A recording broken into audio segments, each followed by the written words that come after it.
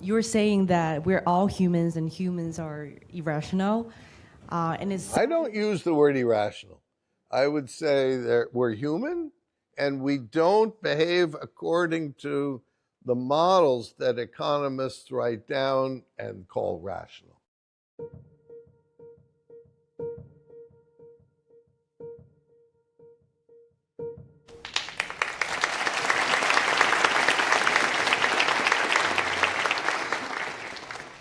You've argued that the impact of your work has been more limited than it should be, that, quote, mainstream economic textbooks remain firmly anchored in the standard neoclassical framework, and that when behavioral economics does sneak its way into economics textbooks, they report it most often contained in its own chapter as this annex of curiosities that is apart from the larger narrative. If it seems obvious to everybody that people aren't 100% rational economic actors, why did the field of economics decide that they were? Okay, that's a great question. And I will say, this wasn't the case before World War II.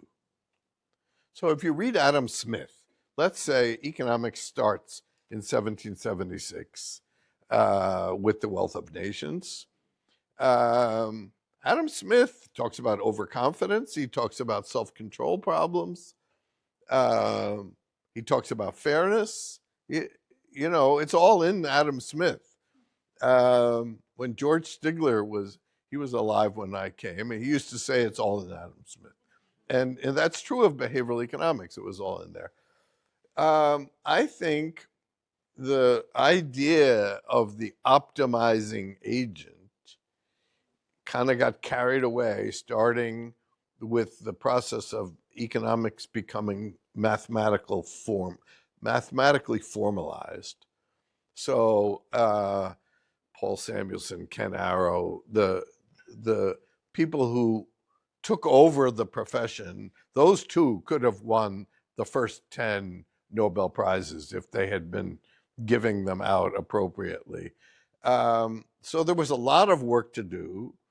And if you're going to write down a formal model, the easiest one to write down is of people choosing optimally.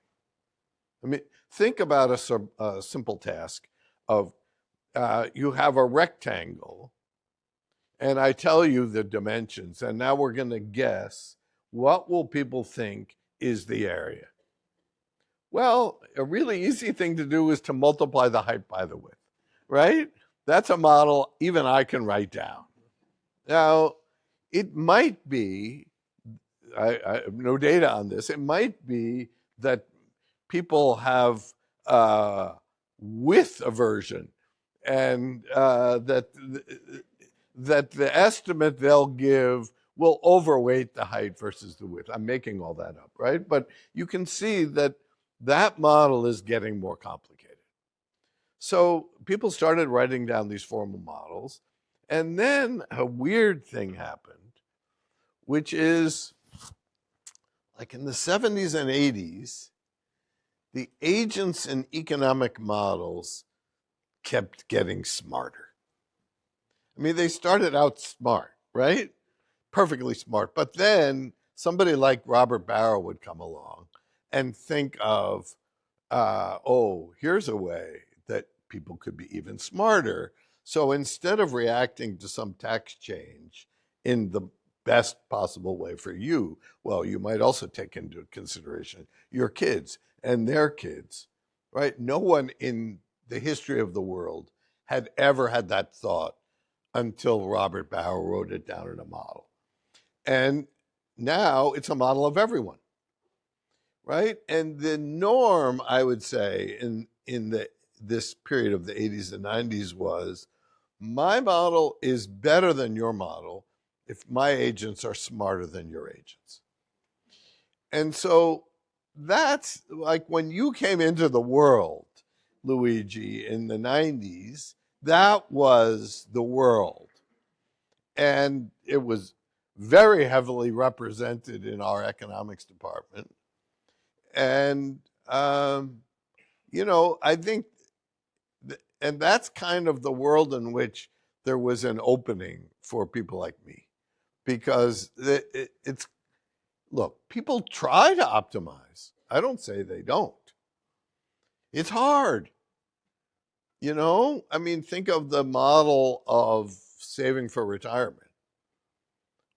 All you have to do is estimate how much you're going to earn over the rest of your lifetime, how long you're going to live, what rate of return you're going to get, solve, then never get tempted by a new car or a lavish vacation. Certainly never get divorced. That, whew, right? So, and then you have to, you know, if you get as old as me, each year you have to update. Oh, well, I've made it this long. I might live too long, right? So I once at Cornell, I was giving a talk on saving for retirement and described that model. And it was it was in the psych department. The audience starts laughing hysterically. And fortunately, my friend Bob Frank, an economist there, assured them, actually, I was not making this up. This is not a caricature. This is the model. Two Nobel Prizes were first Friedman and then Modigliani. So, right, this is the model. And there really isn't an alternative one. I mean, we sketch one in the book.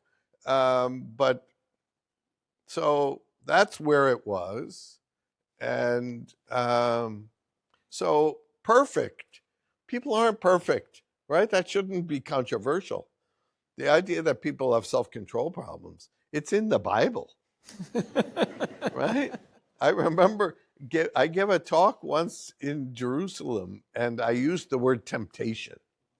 And somebody said, define temptation. And somebody in the audience said, it's in the Bible.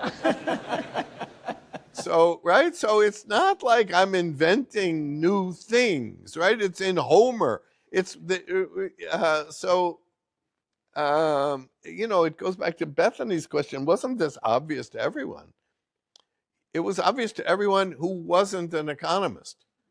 But that didn't mean that it was easy to convince economists that they should pay attention to it. Can I correct you slightly? I think that... You can try. I'm glad I'm sitting in the middle here. I think that what you underestimate in this evolution is two facts. Number one is the tension in seminars. So the reason why the models escalating, becoming more and more rational, is because at the time, there were very little data, everything was theory, and so you're confronted with other smart people in the room, and the only way in which you can win is by being smarter than the other, and so have a model with agents smarter than the other, because nobody confronts the fact, because the data are not there. We have some aggregate statistics, but it's very difficult to make a sense of any of those, and plus certainly all these deviations are not like so big to, and so the game in town is how can I outsmart you in this kind of chess game? And so that's the reason why the initial rational hypothesis escalate to the extreme. And, and the difficulty, no, to your credit, the difficulty is saying the obvious. Somebody was saying the most difficult thing is to say what is in front of you, okay? But why? Is because you get a lot of negative sort of a reaction. So when you are going to the room and you are saying the obvious thing that you're saying today, most people say, that's too easy. You're not smart enough, okay? And they did not consider you so much so that you didn't get the first sort of offer on the job market. And only with the explosion of data, particularly individual data, then you see that all these things are pervasive and first order, and you can demonstrate with the data. And because honestly, even in your book, there is no real grand theory. So they're just a bunch of facts, but very important. And I think that that's what, in my view, has brought the transformation is the availability of data. Because today, in seminars, there is not a debate, I'm smarter than you because my agent is more rational, is I have better data than you have. Yeah, no, that's right. So there's an old story. I gave a talk over in the economics department, and workshop Gary Becker used to run, and I was talking about retirement saving, and I pointed out data, as you said, you have to win with data. I pointed out that the evidence is very strong that the saving rate increases with permanent income. And now everybody says, of course that's true. You know, where does Bezos have time to spend it? How many weddings in Venice can the guy have? So actually, on this, with a divorce, he can. Right. So how many yachts? You know. So look, that's an obvious fact. You know, the low-income people are basically spending everything, and then as income levels go up, the percentage that gets saved goes up. So I had presented data to show that. And Gary says, well, maybe the poor are saving via their children's human capital. So, you know, I tried to keep a straight face. And, you know, didn't notice that many kids of poor people and going to Andover, you know. But so I said, well, okay, what about the childless poor? What are their saving rates? And he responded, I mean, he was so fast. He says, they might have nieces and nephews. So my friend Amos, this became like a thing with Amos and me, that he used to say, when they start talking about the nieces and nephews, you stop. You won, but you're not gonna get a concession. You've won, time to move on. And so, but yes, you win with data.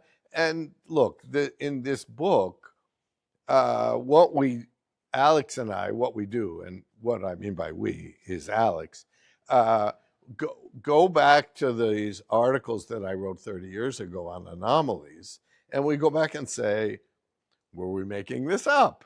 Does it hold out of sample? Can you replicate it? And, you know, I think that was the key thing, was to keep showing that it works. And, you know, originally we're running experiments. Now you get data on individual data and like big data with millions of people.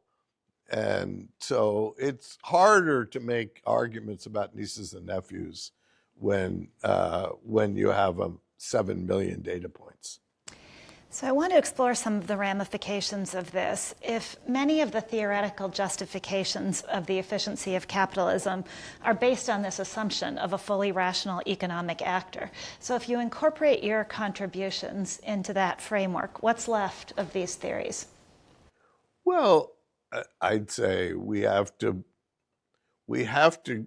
enrich the theories, and we as economists, so I'm going to put my economist hat on, I think economists are not famous for humility, I would say. Fair enough. You know, You say so. and so, you know, if we had a hardline economist here, they would say, well, you know, as if the most dangerous 2 words ever uttered in economics by Milton Friedman, who he argued people, yeah, maybe they don't know how to maximize, but they're behaving as if they're maximizing. No, they're not. It's not close. But so you need to say, all right, how robust are the models? And how far are you pushing the idea that people are optimizing. And in a lot of models, again, the new version of being smarter is models that are like structural models. And I'm not going to say what that is, but it's sort of embedding the rational theory into the assumptions of the econometrics. And then that just kind of gets hidden. So if look, supply and demand is still true, right? That comparative advantage is still true. It's not popular in some parts of the country, let's say, right now, but I'm pretty sure comparative advantage is true. I'm better at being a behavioral economist than a quarterback, say, you know. So I think economics still has a role.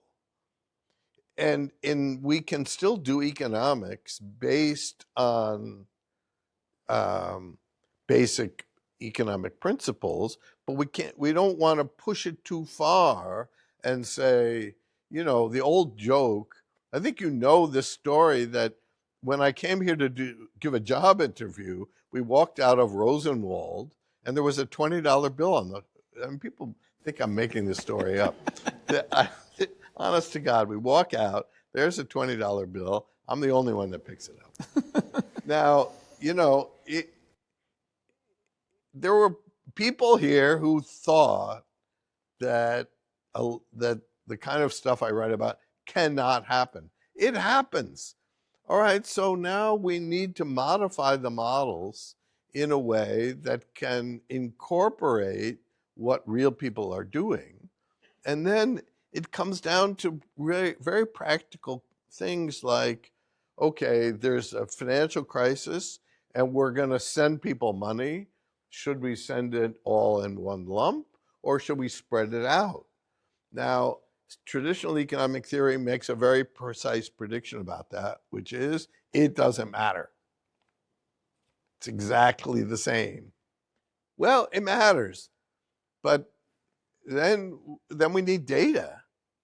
And so there's a lot more for economists to do, but and they can use all this wonderful data, and their models will work better. But following up on what Bethany was saying, and you're not modest either. However, when it comes to policy prescriptions, you've been incredibly modest. In a sense, your venture in policy prescription is nudge, and as the title says, is very gentle. You don't really intervene by saying, look, if people really procrastinate, for example, we should have a law that bans credit card company to force you to register forever and reiterate the subscription all over the place. I'm saying something silly, but I think is actually important because we all get ripped off with this offers, right? And so why you are not being more aggressive on that front? Well, because if you try to be more aggressive, you fail. So look, my most recent policy initiative, and I was very proud, this actually got implemented in the waning days of the Biden administration, was a rule I proposed, which is that you have to be able to cancel any subscription the same way you joined. So if it's one click, it's one click. Instead of you join with one click and then you have to go in person. There were gyms during COVID that were making people show up in person to quit their subscription to a gym that they couldn't go into. All right, so I don't know whether this is a very modest proposal. In fact, you're saying that's my problem, is that my proposals are too modest.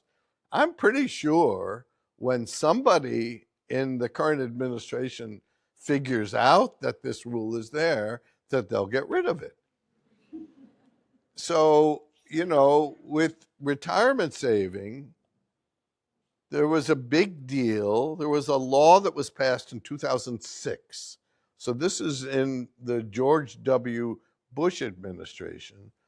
At that time, there was no automatic enrollment.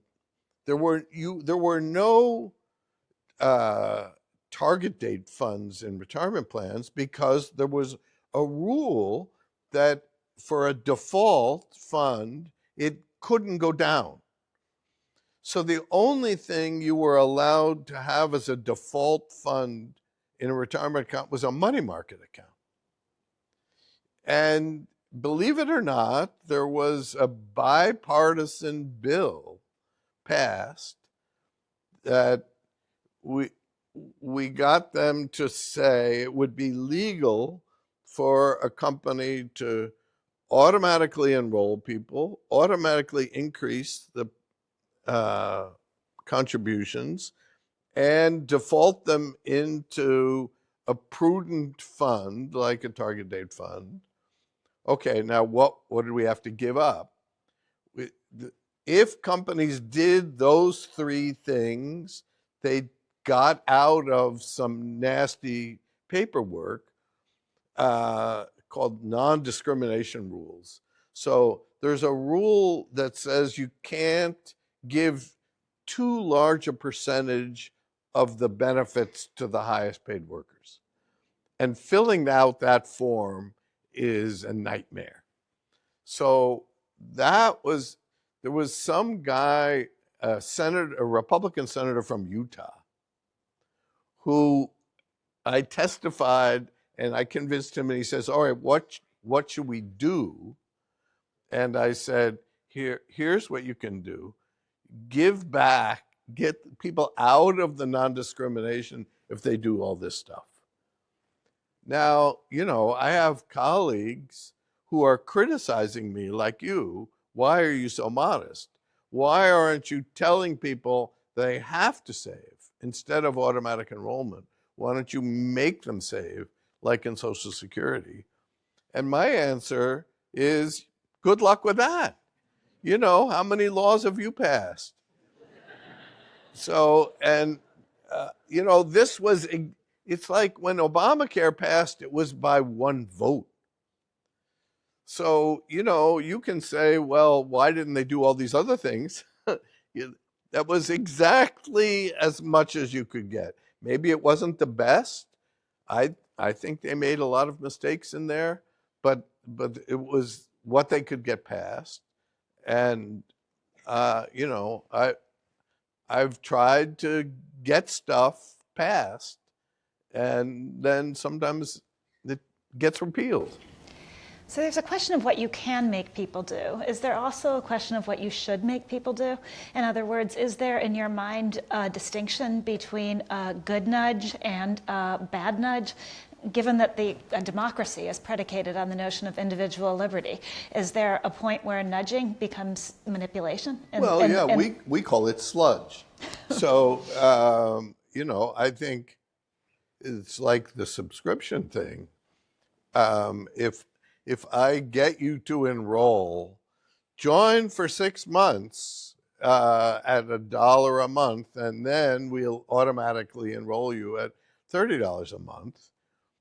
That's a nudge.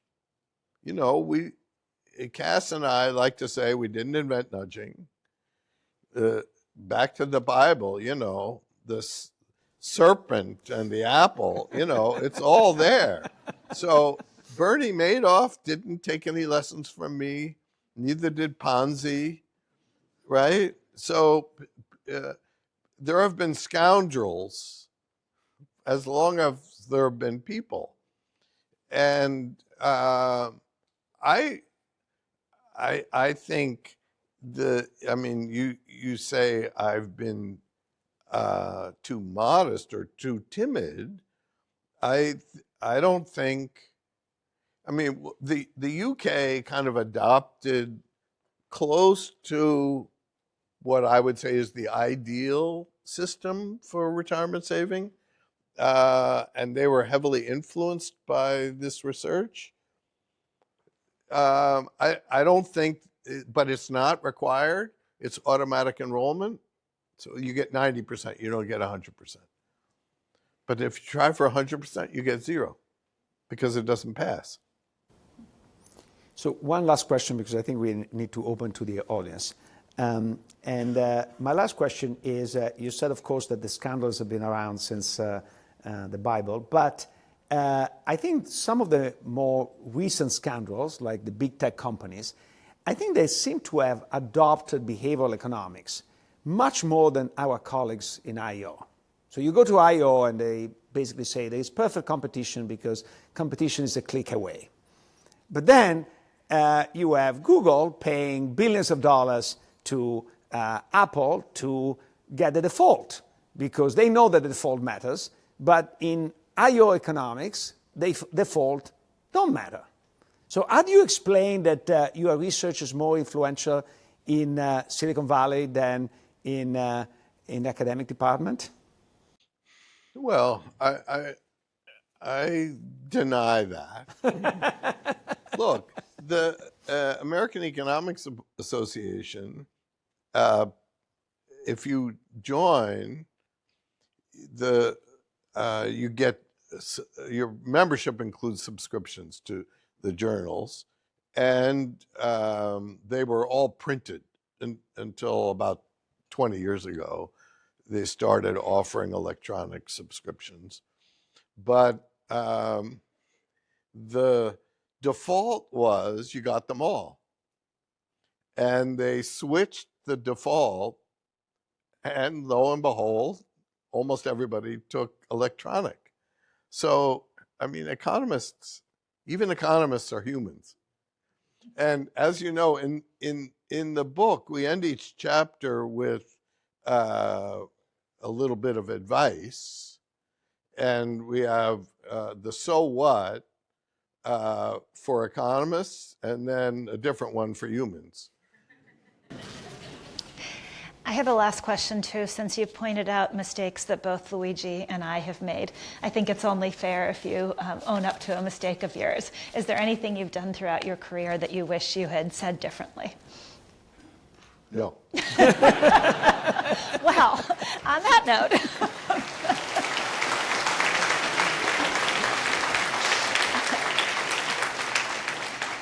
So it's time for Q&A. We have people running around the room with mics. I think the best thing to do is to raise your hand, and someone will come to you.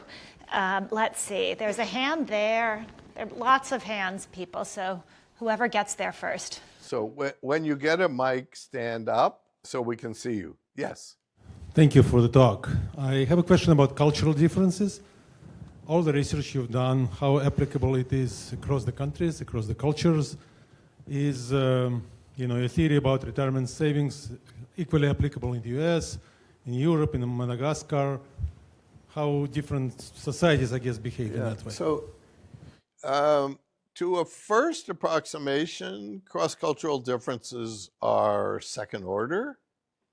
Yes, there are differences, but there's a chapter in the book about the ultimatum game, which is I give Luigi $100 and I tell him he can share that with Bethany and he can make her an offer. And if he offers her $20, if she says yes, she gets 20, he gets 80. If she says no, they both get nothing. So that was an early experiment that I wrote one of these anomalies columns about years ago. And there was follow-up work doing that all around the world. Interestingly, if I got your accent right, it might be an Israeli accent, but the only significant difference was Israelis were a little bit more like game theorists. And I speculated in the original piece that might be because Israel has more game theorists per capita than any other country. But I don't have any evidence on that. So yes, I mean, in psychology, there's a whole field of cultural psychology, and but I think things like overconfidence, loss aversion, mental accounting, they're true everywhere. Yes, they'll be a little different in one place or another, but we're all humans. Hi, so I have a question about how you consolidate having like really irrational behavior and how like sometimes this irrational behavior might not even be consistent with other behaviors, like kind of adding on to that cultural question. But how do you build a model around kind of inconsistent irrational behavior?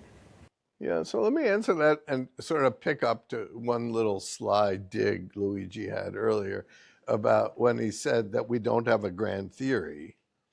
And I'll make a prediction, which is there will never be a grand theory.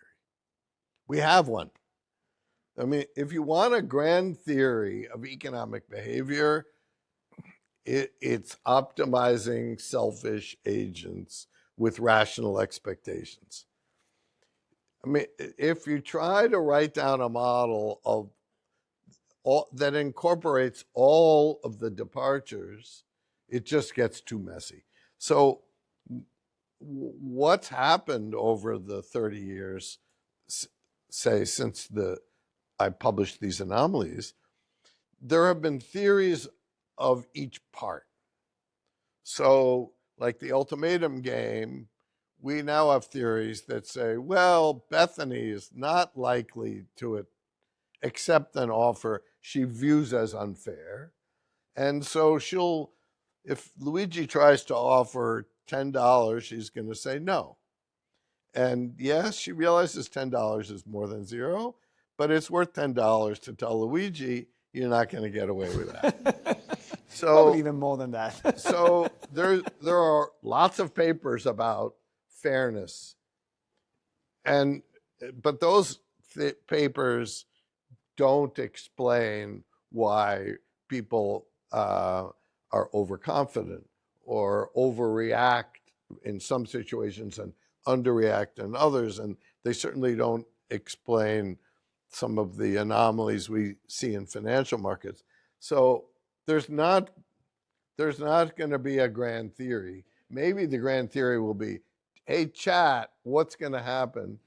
And but that's not really a theory. I would like your perspective on if rational models are worth keeping around, and if they are, what makes them worth keeping around? So, yes, and in fact, I'll say they're essential.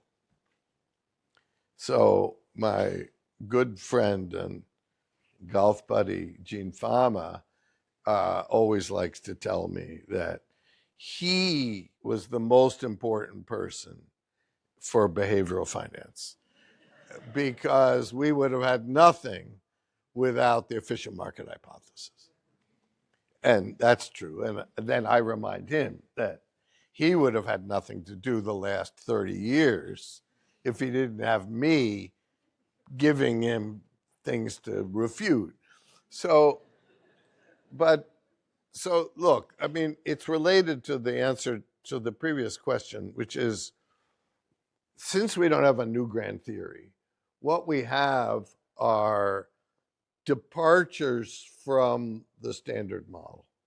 So the standard model of decision-making under uncertainty is expected utility theory. It was created by John von Neumann, possibly the smartest person of the 20th century.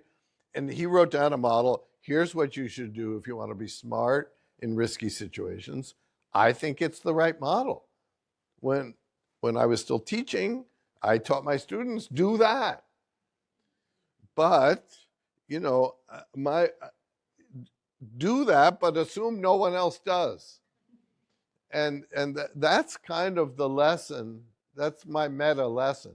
Ignore sunk costs, but assume no one else does. Can I add two anecdotes? The first one is when Richard joined Chicago, I was a young assistant professor. Yeah. And I sat through his class. Yes. And not quietly. He actually still remembers a question I asked, which is pretty remarkable. But the most amazing thing is at the end of the class, he invited Gene Fama, and they debated in front of the class their different views. And I think that this is the essence of Chicago, is that two people that disagree on some issues, but they do it in a very civilized way in front of the class. And I think it was really very, very exciting. Now, that was not true of every member of your department. That's true. You're absolutely right.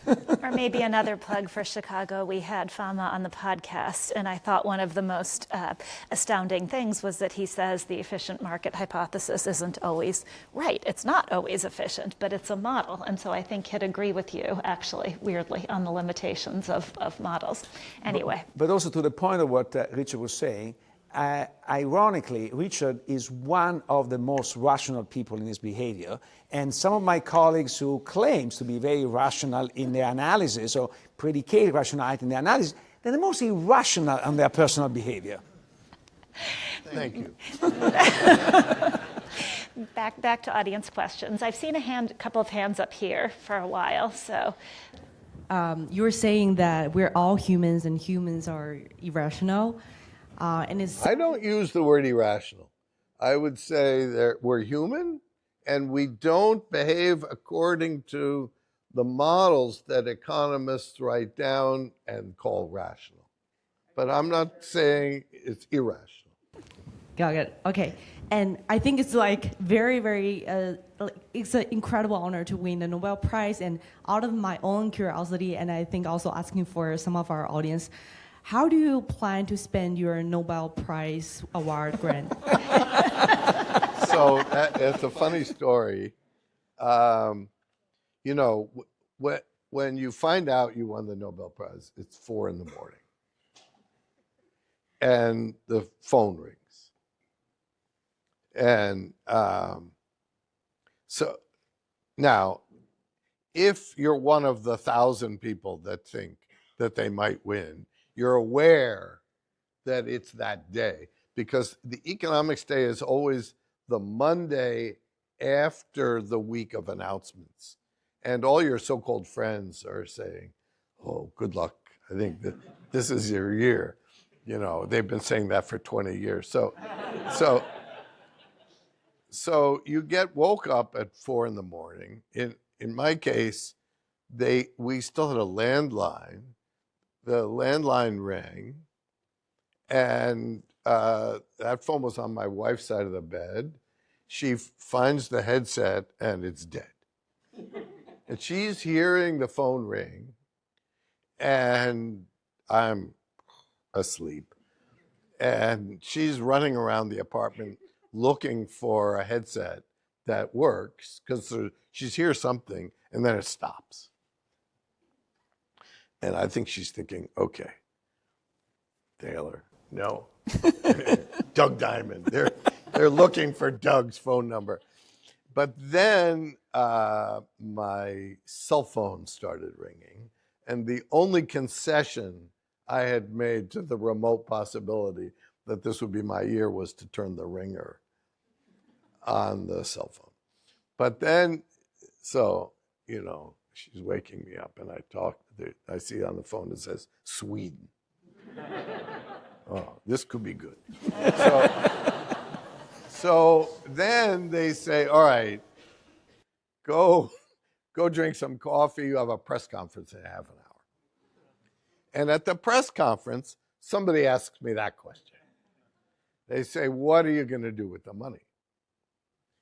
And, you know, my instinct was to say, well, you know, as an economist, that's a stupid question, because how would I get to know which money?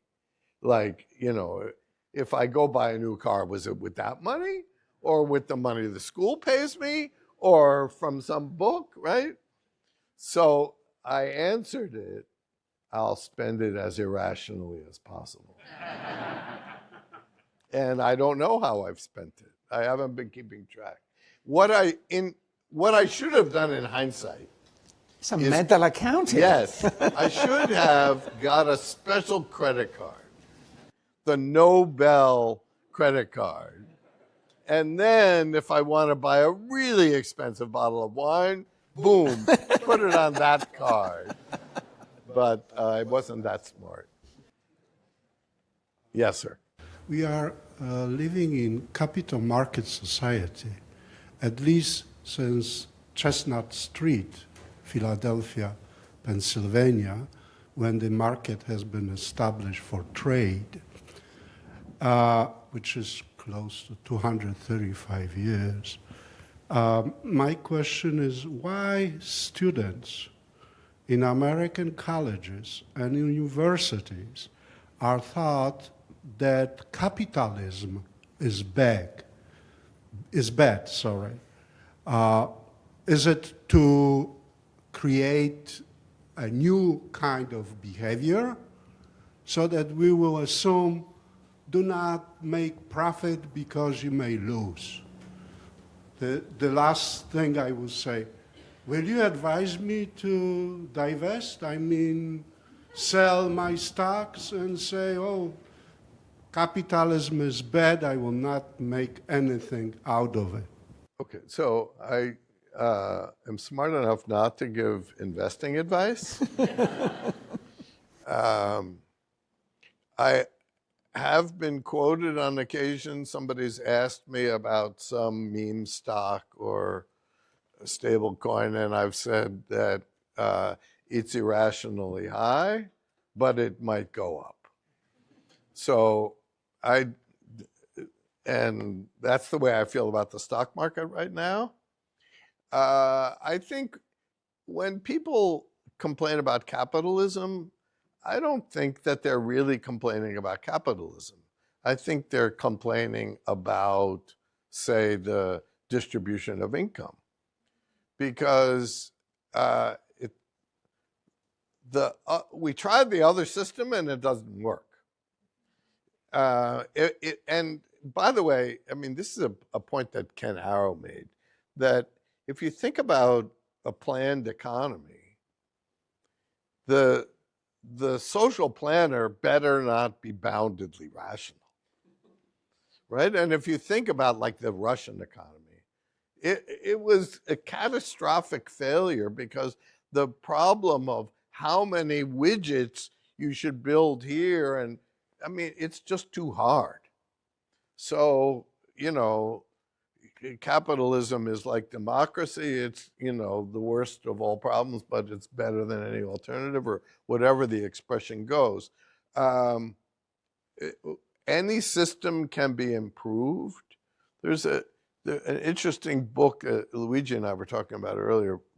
What is it? Breakneck. Breakneck, about China, and it's written by a Chinese Canadian, and he describes the difference between China and the U.S. is China is run by engineers and the U.S. is run by lawyers, which is stealing a line from, I used to say the U.S. is run by lawyers advised by economists. But I think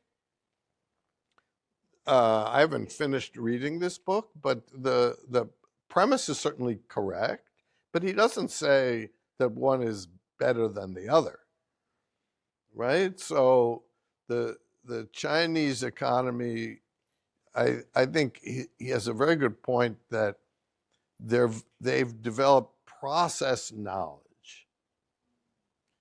So they don't invent things, but they can build anything. And we invent things and we can't build anything. And he blames it on the lawyers. I mean, that's kind of a snappy one-liner, but the political system has made it impossible to build anything. And I think those are just obvious facts, that it costs 10 times as much to build high-speed rail here as it does in China, and 5 times as much as in Europe. And nobody really likes it, but and even some liberals like Ezra Klein complain about how much it costs to build, but he doesn't say, all right, which of the 50 regulations that make it hard to build and rules about whether you have to use unions, which of those are we going to get rid of? And again, what Cass Sunstein and I call sludge, the thing that makes it so hard to build, sludge is bipartisan. The left have all the say rules on pollution and climate change and so forth, but there's also all kinds of rules that basically protect businesses. In Illinois, the rules determining who can be a distributor of alcohol were written to enrich the people who are distributors of alcohol. And so I don't know who wrote those. I mean, it's a blue state, but it's a corrupt system. And so the regulations that protect incumbents, that's bipartisan. And I don't see anybody on either side that is ready to tear down the position that the incumbents have, and like mergers and how Google was allowed to buy Waze. I mean, I don't know how do we say we have an antitrust system when somebody has a monopoly on GPS and they're allowed to buy their competitor, right?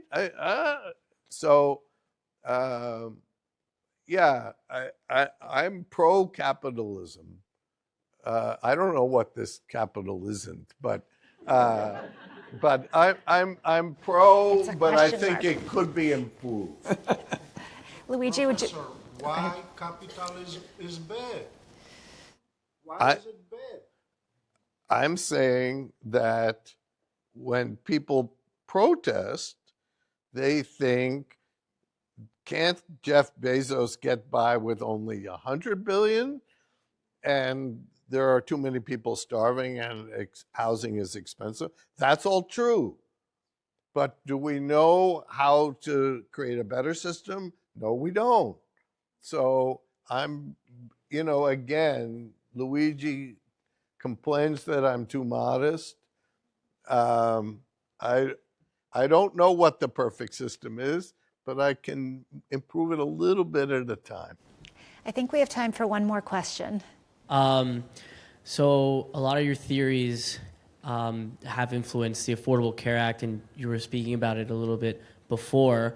I would love to hear your perspective on what things you would keep and what things you feel like you would take out for the system, and how you would just make it more efficient in your opinion. Oh, well, an easy one. Yeah, I'll tell you one. They set up these plans, and there are, I don't know whether you've ever had to buy healthcare from that system, but there are different plans, and they're coded by metal. There's a platinum plan and gold and silver and bronze. And so I was in Washington visiting friends, and I asked somebody who was designing the website, can I go see what they're doing? And so the person designing it shows me, and I have no idea what they thought that these metal categories, how that was going to help.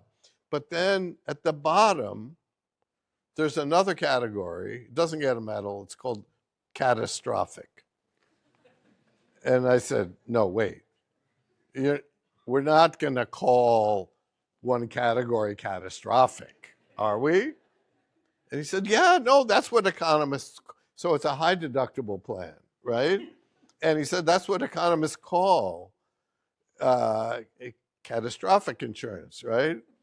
Now, I can tell you, when you go get a job, or if you're an employee at the University of Chicago, the healthcare plan you want is catastrophic. It's like guaranteed to save you money. At least $800 a year or more. If you don't spend any healthcare, it saves even more, but at least it saves you a few $100s a year. So we're going to give this horrible brand name to a plan that many people should choose. So there are, the other thing I criticized in real time was the mandate. So economists said, you got to have a mandate. You got to have a mandate. Because if you don't, only sick people will get health insurance, and then the rates will go up, and we'll have a catastrophic spiral. I'm using that word again. So there'll be a death spiral in the plans. Then the Supreme Court decided that the mandate was illegal, and they got rid of it. Nothing happened. There was no death spiral in healthcare plans. Why? People like to have health insurance. So I think if they had listened a little bit less to economists on that, what would I have done? Big surprise. I would have automatically enrolled people into health insurance with an opt-out. I think that would have, there's no reason why giving people the opportunity for affordable health care should be something that we make seem like it's evil. Now, yes, the American healthcare system is a nightmare. For sure. We spend twice as much as any other country, and we get average results, right? And that's unambiguously true. But is there any agreement on what system you want instead? No. You go to Canada, you get national health insurance, and there are queues. And you might have to wait 6 months for a new hip. And so rich people come to the US or India, right? But there was a series in the New York Times a few years ago where some 5 health economists were debating which country's system would be the best, and there's no agreement. So nobody has the perfect system. There's no perfect economy. There's no perfect economic system. It's meh versus meh. And you know what? That's life. I wanted to close with a question for the audience and for my 2 fellow people on the stage. How many people out there think the world would be a better place if humans were perfectly efficient, rational animals? How many like our world the way it is? Messy, people being people. Thank you all very much for coming. Thank you.